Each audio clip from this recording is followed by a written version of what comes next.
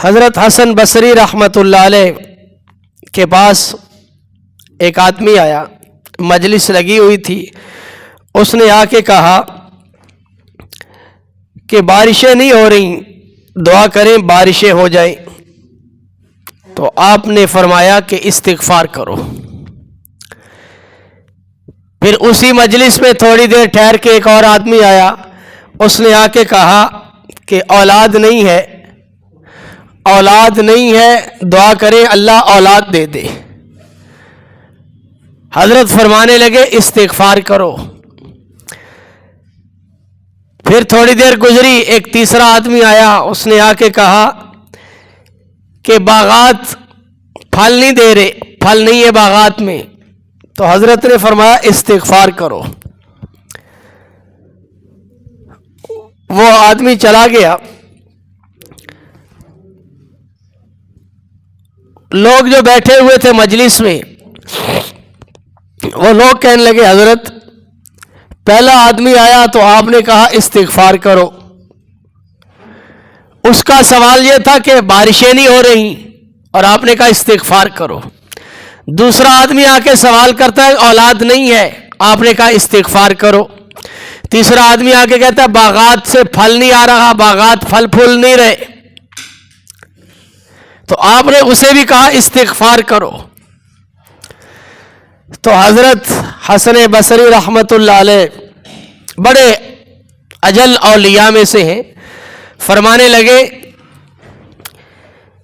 کہ قرآن کریم فرقان حمید میں سورہ نوح میں اللہ تعالیٰ نے یہ بات ارشاد فرمائی ہے، فَقُلْ تَسْتَغْفِرُوا رَبَّكُمْ إِنَّهُ كَانَ غَفَّارًا يُرْسِلِ السَّمَاءَ عَلَيْكُمْ مِدْرَارًا وَيُمْدِدْكُمْ بِأَمْوَالٍ وَبَنِينَ وَيَجْعَلْ لَكُمْ جَنَّاتٍ وَيَجْعَلْ لَكُمْ أَنْهَارًا۔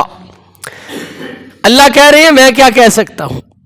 حسن بصری رحمۃ اللہ علیہ نے دلیل کے طور پہ قرآن پاک کی آیات پیش کی کہ اللہ تعالیٰ ارشاد فرما رہے ہیں کہ تم اپنے رب سے استغفار کرو۔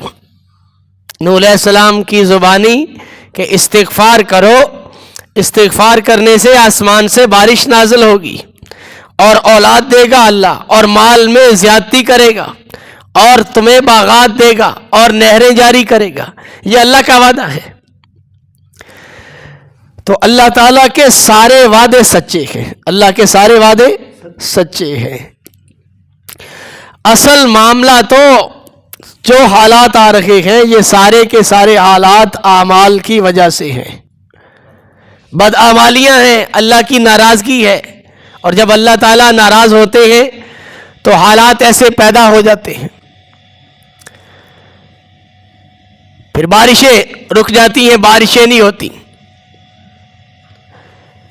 پھر اولاد نہیں اللہ دیتے، پھر باغات کے اندر پھل پیدا نہیں ہوتے، مالوں میں کمی ہو جاتی ہے، نہروں میں پانی کم ہو جاتے ہیں۔ یہ سارا نظام میرا اللہ چلا رہا ہے۔ تو حضرت حسن بصری رحمۃ اللہ علیہ نے بھی یہی بات ارشاد فرمائی، اور ایک رسول پاک صلی اللہ علیہ وسلم کی ذات اقدس کا فرمان عالی شان ہے، ما نزل بلاء الا بذنب وما رفعت الا بتوبۃ، کہ کوئی بھی آزمائش، کوئی بھی مصیبت نازل نہیں ہوتی مگر وہ گناہوں کی وجہ سے نازل ہوتی ہے، نافرمانیوں کی وجہ سے آتی ہے۔ وما رفعت الا بتوبۃ، اور کوئی بھی آزمائش اور کوئی بھی بیماری اور کوئی بھی آفت اوپر اٹھائی نہیں جاتی مگر وہ توبہ کے ساتھ۔ توبہ ایسی بڑی دولت ہے، ایسا بڑا میرے مالک نے ہمیں تریاق عطا فرمایا ہے کہ سارے گناہگار ہیں، اور گناہگاروں کے لیے بچنے کا ایک ہی راستہ ہے کہ اپنے رب سے استغفار کرو، اپنے رب سے توبہ کرو۔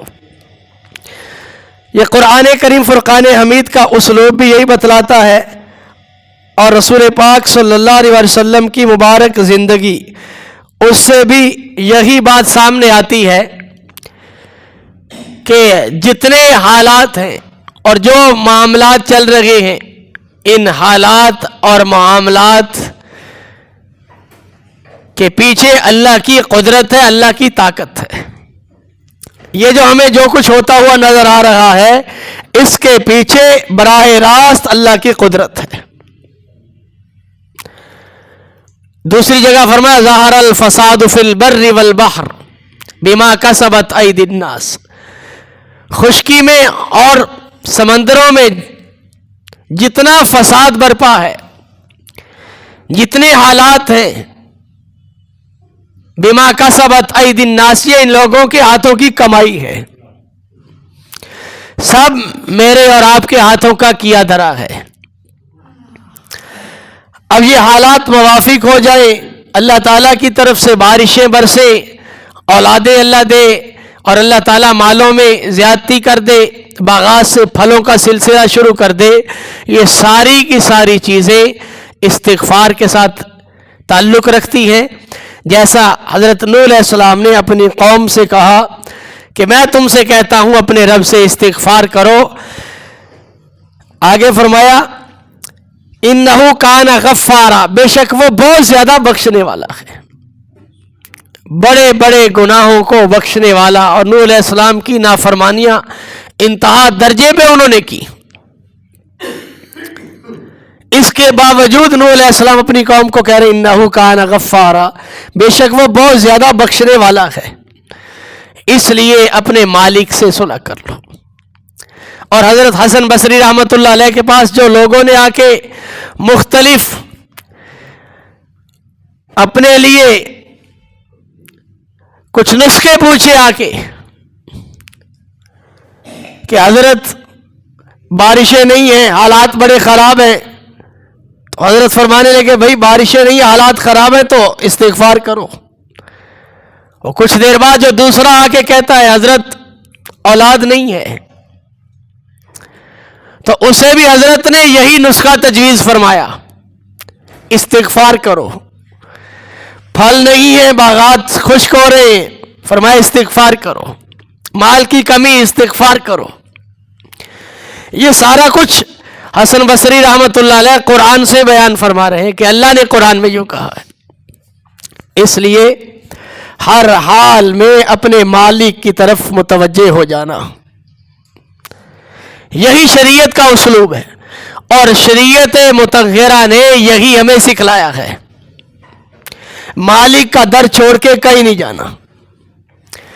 آپ رسول پاک صلی اللہ علیہ وسلم کی مبارک سیرت طیبہ کا مطالعہ کریں تو میرے آقا کریم صلی اللہ علیہ وسلم کی مبارک سیرت میں یہی کچھ ملتا ہے. اور اس کے بہت زیادہ پہلا اسلوب قرآن ہے کہ قرآن کیا کہتا ہے, جو میرے اوپر حال آیا ہے, جو پریشانی آ گئی, اس کا علاج قرآن کیا کرتا ہے. دوسرا میرے آقا مدنی کریم صلی اللہ علیہ وسلم کی مبارک زندگی سے اس کا حل کیا ملتا ہے. تیسرا آپ کے صحابہ کا, تابعین کا, پھر اولیاء امت کا. بڑے بڑے اولیاء کے تجربات ہیں, وہ اپنے تجربے سے یہ بات بتلاتے ہیں کہ ایسا کر لو. ایک اللہ والے سے کوئی آدمی آ کے کہنے لگا حضرت اولاد نہیں ہے, آپ دعا کر دیں اللہ اولاد دے دے. تو وہ فرمانے لگے ایک کام تم کر لو, اولاد اللہ دے دیں گے. اس نے کہا جی بتائیں آپ کیا کریں. وہ اللہ والے فرمانے لگے بھئی تم نے روزانہ 300 مرتبہ استغفار کرنا ہے توجہ سے. 1 سال پورا نہیں ہوا, جو 8-10 سال سے اولاد سے محروم تھا اللہ نے اولاد دے دی. تو یہ قرآن کہہ رہا ہے وَيُمْدِدْكُمْ بِأَمْوَالٍ وَبَنِينَ, اولاد بھی دے گا, مال بھی اللہ دے گا. سارے حالات اللہ کے قبضے میں ہیں. جب اللہ سے معافی مانگو گے اللہ دیں گے. تو معاملہ ہمارا یہی اٹکا ہوا ہے کہ ہمارا معاملہ اپنے مالک سے درست نہیں ہے, اور جو کچھ حالات آ رہے ہیں وہ حالات سارے کے سارے میرا اللہ بھیج رہا ہے, وہ وہاں سے آ رہے ہیں, اور ہم لوگ نیچے تراکیب لڑا رہے ہیں. ایک بادشاہ تھا مہدی بادشاہ, اس بادشاہ کے دور میں بڑا قحط پڑا, بڑے اس نے کام کیے, لیکن وہ قحط ختم نہیں ہو رہا. بڑے دوسرے ملکوں سے غلے منگوا کے تھک گیا. ایک دن وہ لیٹا ہوا تھا تو اس نے جو خادم تھا اس سے کہا یار کوئی بات سناؤ. اس نے کہا جی کوئی بات نہیں. اس نے کہا یار کوئی بات سنا دے, کوئی بات سنا دے کوئی. تو وہ خادم کہنے لگا جی ایک حکایت ایسے اسے بیان کر دی. اس نے کہا جنگل میں شیر جنگل کا بادشاہ ہے, تو لومڑی کہیں جا رہی تھی. اس نے لومڑی میں نے اپنا بچہ شیر کو کہا بھی یہ میرا بچہ ہے, میں کہیں جا رہی ہوں, آؤں گی تو تجھ سے آ کے بچہ لے لو گی. شیر نے کہا کوئی بات نہیں, میری پشت پہ بٹھا دے. اس نے اس کی پشت پہ بٹھا دیا. اب شیر اسے لے کے پھرتا رہا. وہ بچہ چھوٹا تھا, اوپر سے باز آیا اور بچے کو لے گیا. اب شیر تو نیچے نیچے زمین پہ حفاظت کر سکتا تھا. جب وہ لومڑی آئی اس نے آ کے کہا بھئی وہ میرا بچہ تھا آپ کے پاس, آپ بادشاہ جنگل کے, تو آپ نے اس کی حفاظت نہیں کی, کدھر ہے وہ؟ کہنے لگا میں تو نیچے والی زمینی چیزوں کی سے حفاظت کر سکتا ہوں, وہ تو اوپر سے آئی تھی. بادشاہ ایک دم اٹھ کے بیٹھ گیا. کہنے لگا تو نے سچ کہا ہے, تو نے سچ کہا ہے. یہ قحط تو آسمانوں سے آیا ہے اور میں زمین پہ اس کے گھوڑے دوڑا رہا ہوں کہ یہ قحط دور ہو جائے. وہاں سے غلہ منگوا لو, وہاں سے منگوا لو, یہ کر لو, وہ کر لو. جو کاروائی اصل ہے وہ تو اوپر سے ہونی ہے, اور اوپر والے کی طرف نگاہ نہیں جا رہی. فوراً قوم کو لے کے مہدی بادشاہ نکلا, نماز استسقاء ادا کی, معافی مانگی, اللہ نے بارش کر دی, وہ قحط دور کر دیا. تو معاملہ سارے کا سارا ہم لوگ کوشش کرتے ہیں جی کہ اپنے تئیں کوشش کر لو, خوب کوشش کر لو, لیکن یہ دماغ میں نہیں آتا کہ یہ آئی کہاں سے بیماری, یہ حالات جو میرے آئے ہیں, یہ پریشانی آئی ہے, یہ کہاں سے آئی ہے؟ یہ اوپر سے آئی ہے. اور جو اوپر سے چیز آتی ہے اسے دور بھی اوپر والا ہی کرے گا نا, جس نے حالات بھیجے ہیں. تو اس لیے جتنی چیزوں کی ضرورتیں ہیں اور جتنے حالات ہیں, یہ سارے کے سارے میرے مالک کے قبضہ قدرت میں ہیں, وہی انہیں ٹھیک کرے گا. اور اس لیے نوح علیہ السلام نے جو پوری قوم کو نصیحت کی, وہ فرمایا فَقُلْ تَسْتَغْفِرُوا رَبَّكُمْ, کہ میں تم سے کہتا ہوں اپنے رب سے استغفار کرو. اِنَّهُ كَانَ غَفَّارًا, بے شک وہ بڑا ہی بخشنے والا ہے. اور آگے نوح علیہ السلام نے انہیں اس بخشش کے اوپر, معافی کے اوپر آگے جو نتیجہ ہے وہ بیان فرمایا. یرسل السماء علیکم مدرارا, وہ آسمان سے تمہارے لیے بارشیں اتارے گا اور موسلا دھار بارشیں اتارے گا. وَيُمْدِدْكُمْ بِأَمْوَالٍ وَبَنِينَ, اور تمہارے مالوں میں اور اولادوں میں ترقی کر دے گا, زیادہ دے دے گا. وَيَجْعَلْ لَكُمْ جَنَّاتٍ, اور تمہارے لیے باغات دے دے گا تمہیں. وَيَجْعَلْ لَكُمْ أَنْهَارًا, اور تمہارے لیے نہریں جاری کر دے گا. تو اس لیے میرا کوئی بھی مسئلہ اٹکا ہوا ہے وہ میرے رب سے معافی مانگنے سے ہی دور ہوگا. جیسا حدیث میں بیان فرمایا ما نزل بلاء الا بذنب, کوئی بھی مصیبت آزمائش آسمانوں سے نازل نہیں ہوتی مگر وہ گناہوں کی وجہ سے ہوتی ہے. گناہوں کی وجہ سے مصیبتیں آ رہی ہیں. آگے فرما وما رفعت الا بتوبۃ, اور وہ جاتی نہیں ہے مگر توبہ کے ساتھ جاتی ہے. توبہ کر لیں گے, وہ جو مصیبت ہے, جو آزمائش ہے, جو حالات ہے, توبہ کرنے سے وہ چلے جائیں گے. یہ نسخہ قرآن کریم فرقان حمید کے ذریعے سے اور رسول پاک صلی اللہ علیہ وسلم کی مبارک زندگی سے مجھے اور آپ کو ملا کہ جتنے بھی حالات دیگرگو ہو جائیں, پریشانی کی کوئی بات نہیں, اپنے اللہ سے معاملہ درست کر لے, فوراً توجہ اللہ کی طرف جائے. جیسے سیدنا علی المرتضیٰ رضی اللہ عنہ ارشاد فرماتے ہیں کہ ٹھوکر بھی لگتی ہے تو یہ بھی کسی عمل کی وجہ سے لگتی ہے. اس لیے فوراً ہم لوگ اپنے اعمال کا محاسبہ کریں کہ یہ کیوں ہوا ہے. ایک اللہ والے فرماتے جب اللہ ناراض ہوتا ہے تو سواری بھی کہنا نہیں مانتی, بدکنے لگتی ہے, گھر کے چوہے نقصان کرنے لگ جاتے ہیں. کیوں؟ کہ یہ سارا نظام تو اللہ چلا رہے ہیں اور یہ اللہ کی مخلوقات ہیں, اللہ جدھر سے چاہتے ہیں نقصان شروع کروا دیتے.